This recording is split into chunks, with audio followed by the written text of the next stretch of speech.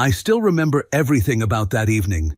The low clink of silverware on ceramic, the scent of rosemary chicken she'd made just because, and the way the light from the kitchen window hit her hair as the sun set behind her. It should have been just another quiet Sunday dinner, but I knew something was coming. I could feel it. She kept fidgeting with her wine glass, not drinking, just swirling, the way she does when she's rehearsing something in her head. "I've been thinking," she said finally, eyes still on the deep red swirl in her glass, "about us, about how we've been lately." I looked up from my plate. "Lately?" She nodded slowly. "Yeah, I mean, we're okay. But that's just it, right? Just okay. Don't you ever feel like we're going through the motions?" That stung. But the worst part was, she wasn't wrong. Things had been off between us for a while. Conversations felt thinner, her laughter rarer. Even her touch, when it came, felt like a habit more than a desire. I swallowed and asked carefully, "What are you saying?" She finally looked at me, eyes a little too soft, like she was about to deliver a painful truth wrapped in kindness. "I think we need space, not a breakup. Just 10 days apart. You stay here. I'll go with the girls on that beach trip I told you about." I blinked. "Like a vacation?" She nodded, then added, "But let's make it intentional. No texting, no calls, no checking in. Just full silence. A proper emotional reset." My stomach tightened. "You want to disappear for 10 days? "Not disappear." Her voice was gentle, almost soothing. "I want us both to breathe without each other. No pressure, no expectations. And when we're back, we write each other a letter.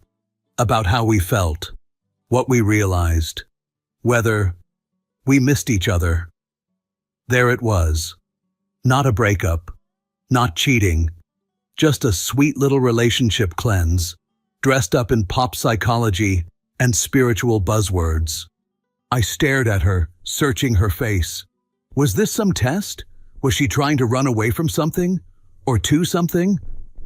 "You think that'll help?" I asked, already knowing she'd made up her mind. "I think it might save us," she said. "And if it doesn't, at least we'll know." She reached across the table, fingers grazing mine. They were cold. "I want to fight for us, but I also want to know if there's still something left to fight for." "What do you even say to that?" I wanted to scream no.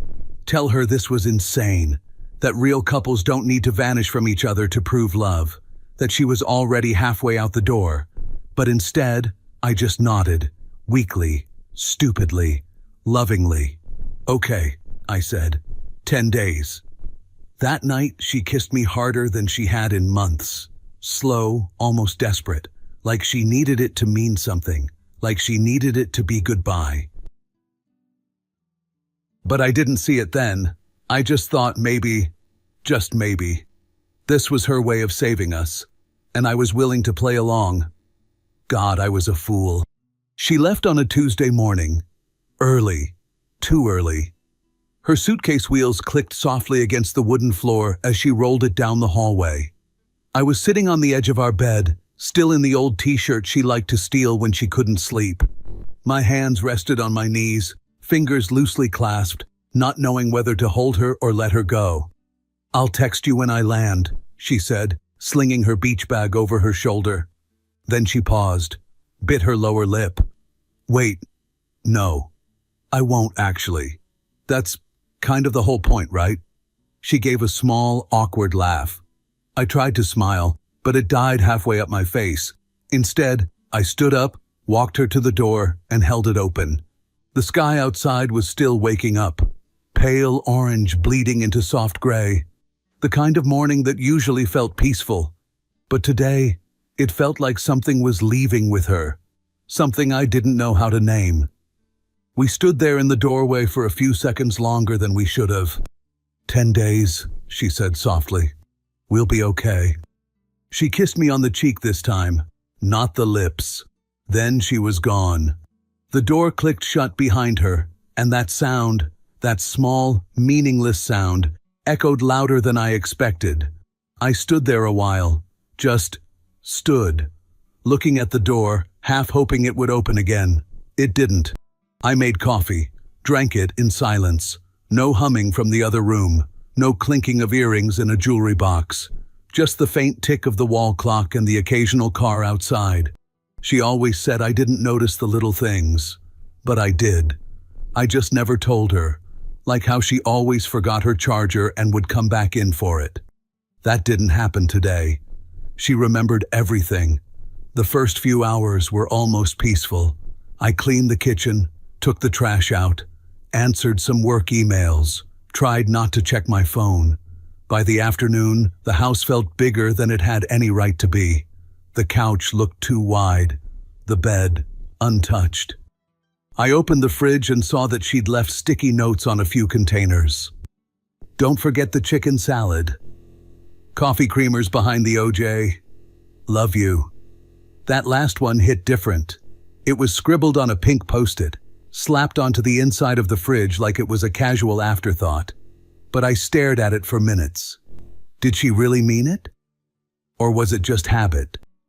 That night, I sat on the balcony with a beer in hand, watching the streetlights flicker on. The world outside kept moving. Couples passed by below, some holding hands, others bickering over parking.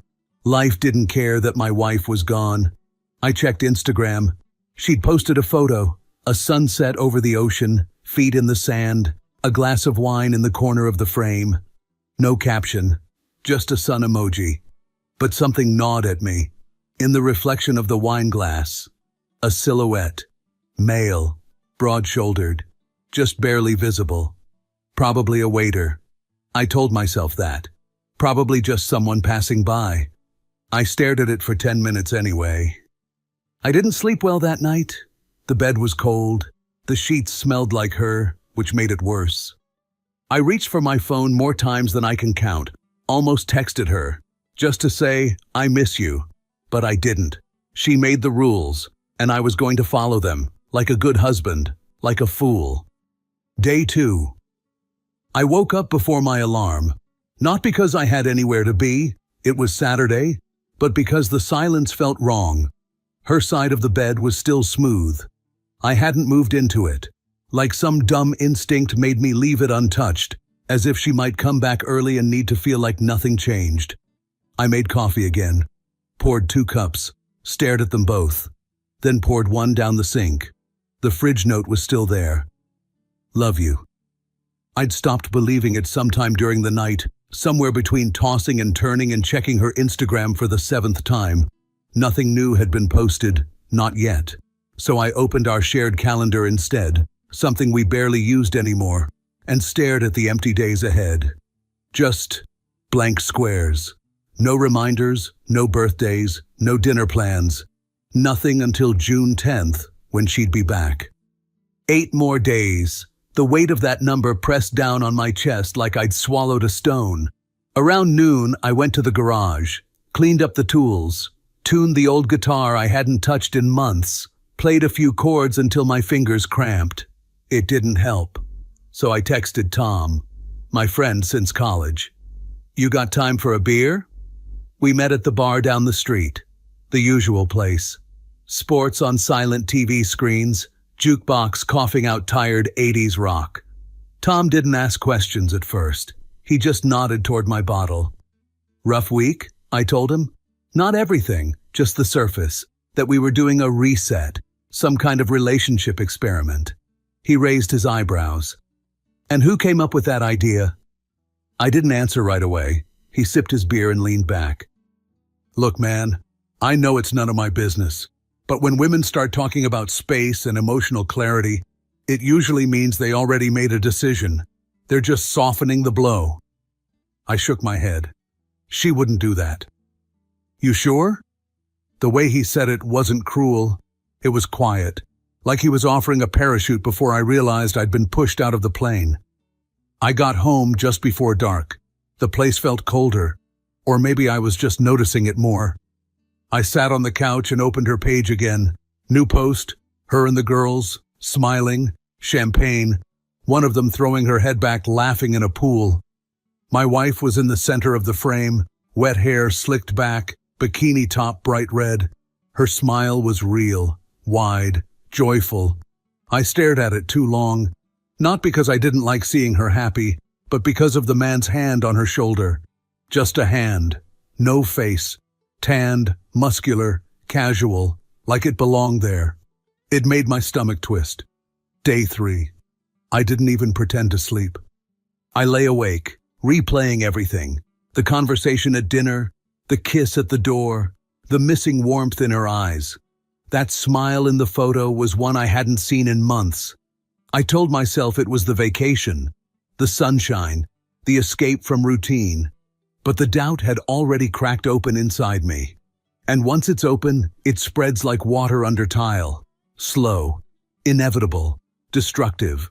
I almost texted her, typed out 5 different versions of, "Hey, how's it going?" Deleted each one. I looked up the resort she was staying at. Just curiosity, I told myself. Found it in seconds. Luxury beachfront villas, private spa, couples massages. Adult-only tranquility. Adult-only. Right. I went to the kitchen, opened a beer I didn't want, and drank half of it without tasting a thing. Then I sat down and stared at the fridge again. Love you. No punctuation, no period, no exclamation point. Just 3 flat words on a pink square that felt faker by the hour. I woke up with my phone in my hand. At some point during the night, I must have passed out scrolling through her Instagram, zooming in on smiles that weren't mine, analyzing hands that didn't belong.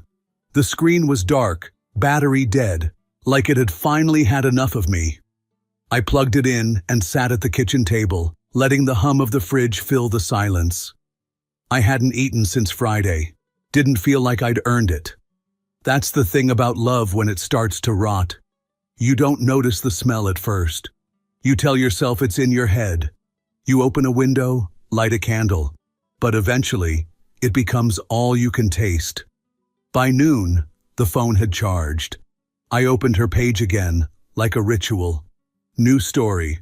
A slow pan across the beach, gentle waves, pink sky, soft laughter in the background. Hers. And then, him. It was brief, maybe half a second. But I saw it. A man, shirtless, tall, walking toward her with 2 drinks in hand. He wasn't part of the group, he wasn't tagged, he wasn't laughing. He was looking at her, like he knew her, like this wasn't the first drink he'd brought. My heart slowed. I replayed the story again and again. Paused, rewound, frame by frame. I screenshotted the exact moment.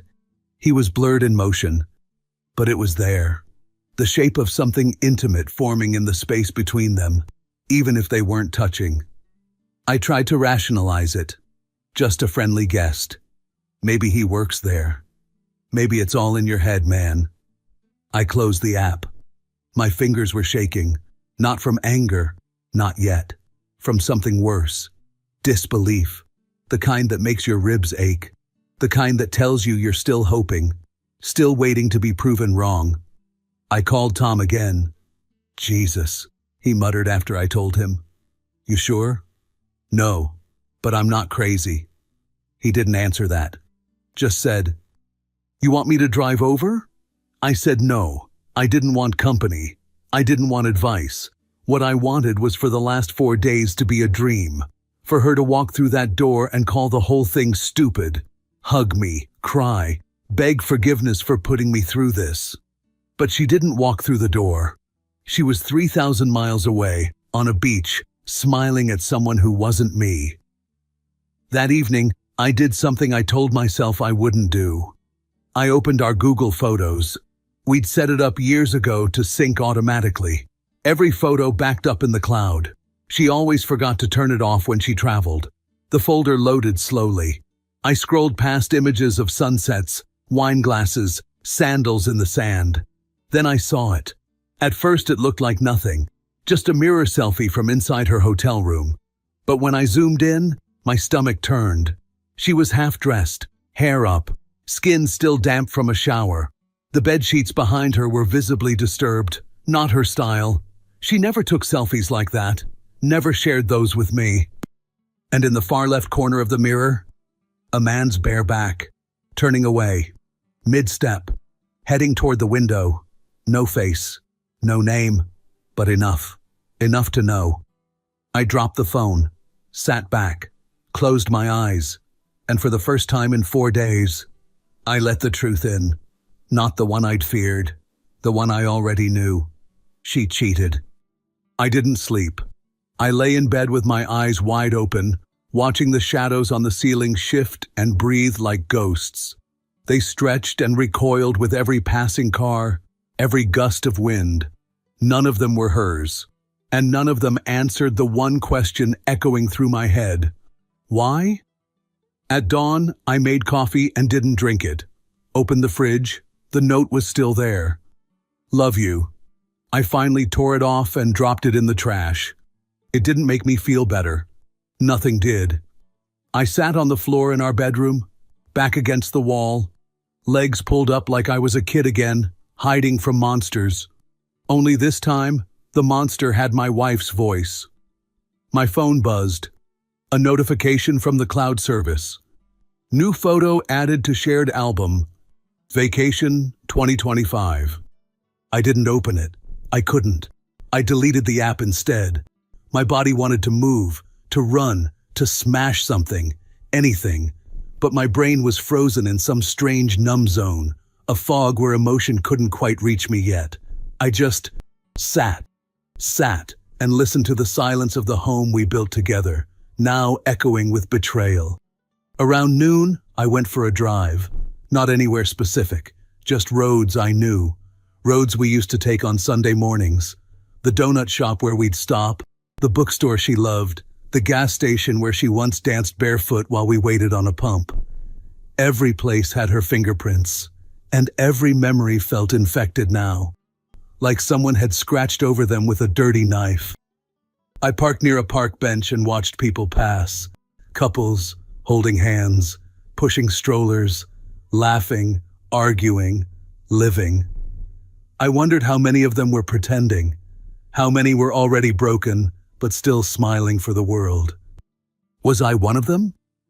I thought about texting her, not to accuse her, not to scream, just to ask, did you even hesitate? Was it worth it? Do you miss me? But I didn't, because deep down I already knew the answers. She made her choice. She just didn't tell me. That night I made dinner. Not because I was hungry, I wasn't, but because I needed to do something normal. I lit a candle, played her favorite album, sat at the table with a plate I barely touched, and I imagined what she was doing at that exact moment, where she was, who she was with. Was she laughing? Whispering in someone's ear? Lying to herself about how it was just one time?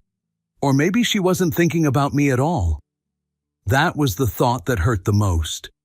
Not the cheating, but the possibility that I was no longer in her thoughts, that I had become irrelevant. I slept on the couch that night, not because I had to, but because I couldn't bear to lie in that bed anymore. It wasn't ours now. It wasn't even hers. It belonged to someone else, someone she let in, while I sat here counting the days. That's all it was supposed to be. 10 days apart. 10 days to think, to breathe, to miss each other. Funny how 10 days can stretch a lifetime. How silence can scream louder than words, and how a woman can come home smelling like salt and sunlight, but carry someone else's fingerprints in her smile.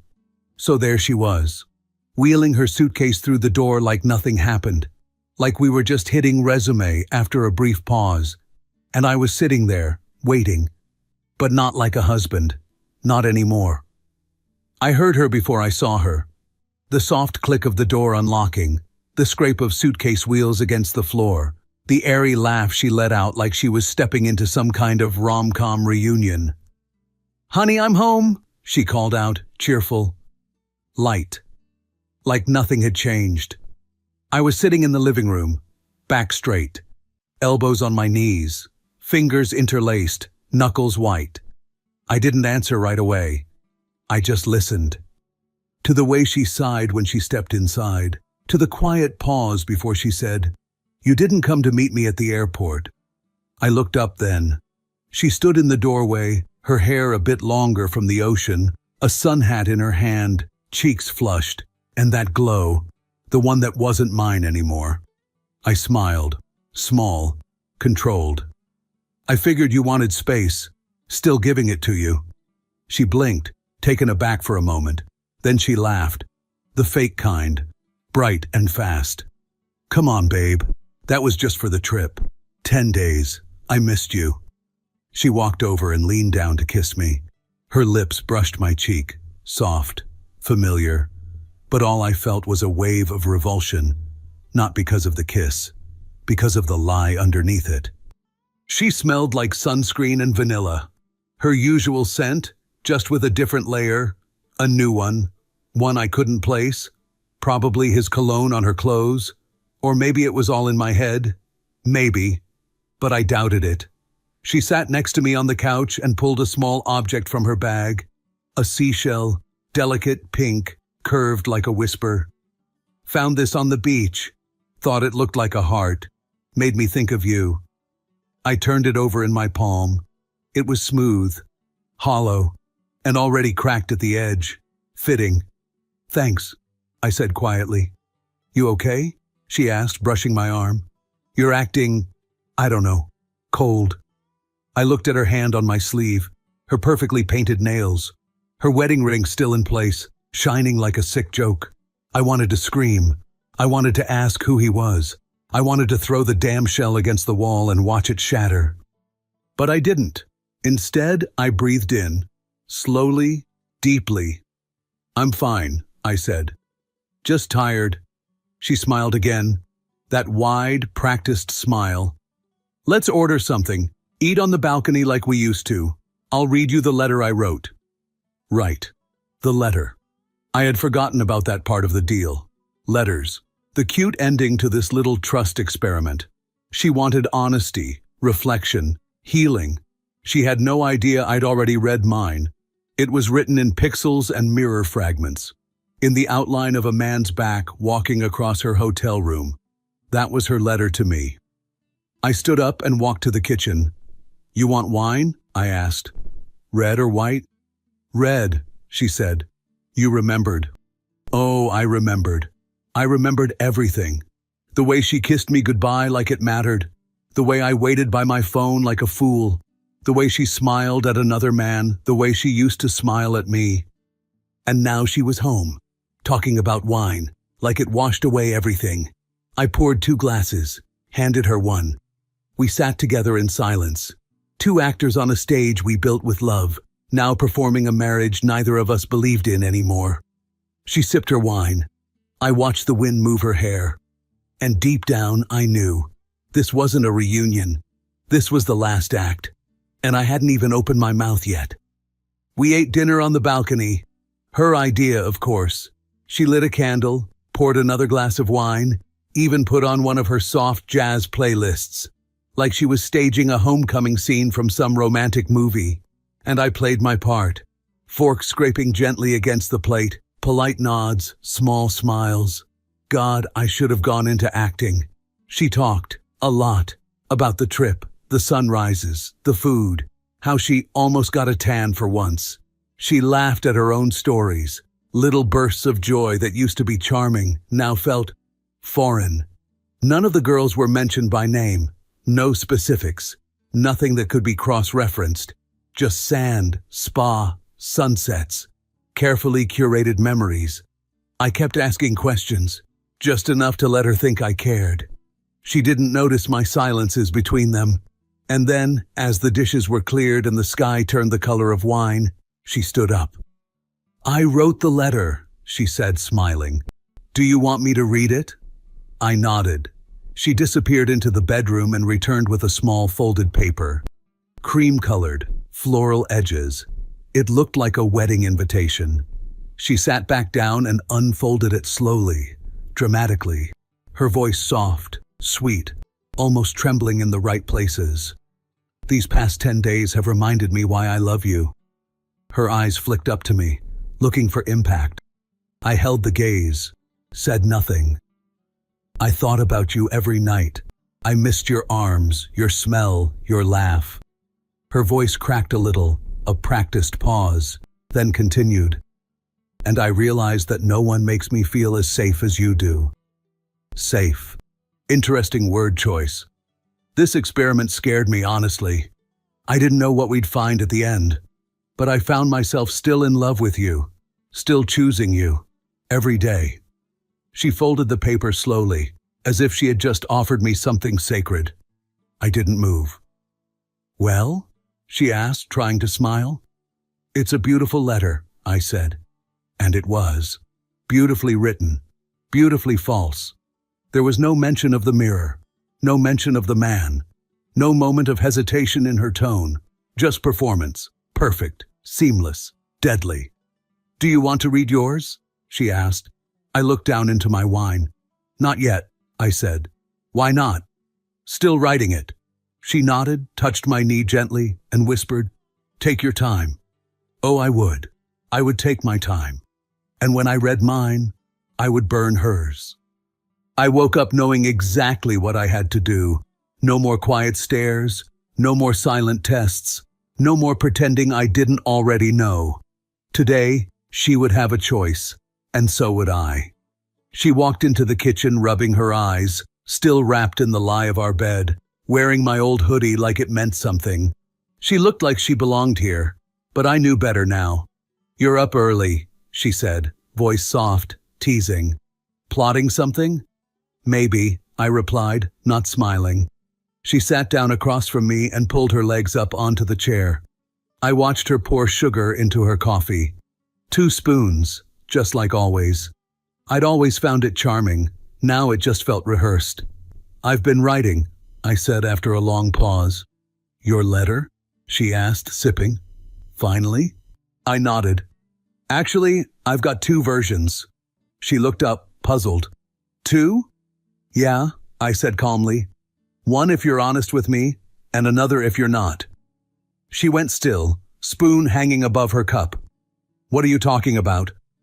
I leaned forward slightly. My voice didn't rise. It didn't need to. I saw the photo, the mirror selfie, from the hotel room.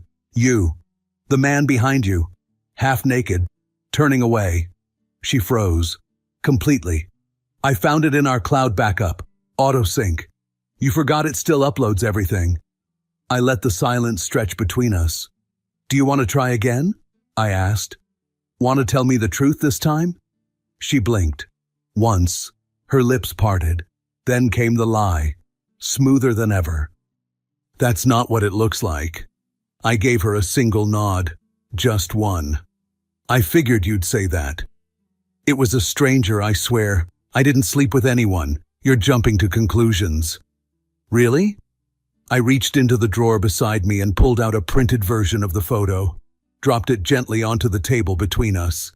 So this is nothing? She looked at it. Didn't touch it. It was a mistake, she whispered. A stupid moment. I didn't mean... Stop. I held up a hand. You already had your chance. When I asked the first time, you looked me in the eye and lied. Again. And now you're only saying anything because I gave you proof. Her face crumpled, but I felt nothing. No sympathy, no fire, only cold. You want to know what the second letter says? I asked. She didn't answer. It says goodbye. I stood up, calm, finished. I'll be filing the papers this week. You don't need to pack today, but you should start thinking about where you're going. Her hands shook. She opened her mouth, but I was already walking away. I gave you a door, I said without turning around. You locked it from the inside. And I left her sitting there, with a cold cup of coffee, a printed photo, and the echo of the only truth she refused to say out loud. The divorce went through quietly. No yelling, no lawyers at each other's throats. Just 2 people signing papers and pretending they didn't recognize what they'd become. She cried a little. I didn't. I think I did most of my grieving the moment she lied to my face. Now it's just me. Small apartment, fewer dishes, 1 toothbrush in the cup, no her shampoo in the shower, no strange tension in the air I can't name. Just space, Real, honest space. Funny how quickly you remember who you are when no one's rewriting your reality every day. When no one's trying to make you doubt what you saw, what you felt. There are mornings when I still expect to hear her voice down the hall. Habit is a stubborn thing, but it fades. So does pain. I don't hate her. I used to think I would. That the betrayal would burn hot for years. But the truth is colder than that. It just ends. The version of her that I loved doesn't exist anymore. Maybe she never really did. What hurts the most isn't that she cheated. It's that she was so convincing afterward. So calm. So sure I'd believe it. So sure I'd stay. But I didn't. And that, finally, is the part of the story I get to be proud of. I left. Not with rage, not with vengeance, just with everything I came into this with. My clarity, my name, and the ability to sleep at night.